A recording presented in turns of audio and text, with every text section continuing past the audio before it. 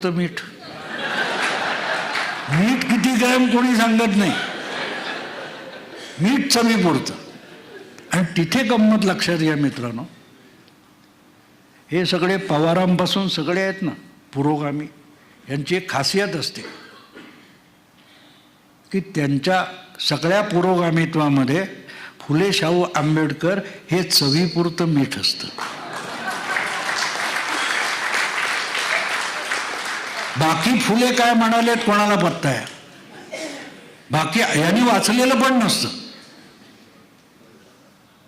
पवार प्रकाशन समारंभात जाऊन त्या पुस्तकावर तावाने बोलतात, समोरच्याला वाटतं काय पवार साहेबांनी वाचन केलेलं आहे, पण पवार साहेबांनी प्रस्तावना आणि मलपृष्ठ वाचले असं मधलं काहीच वाचलेलं नसतं. तर मुद्दा असा असतो मित्रांनो की हे जे काय पडत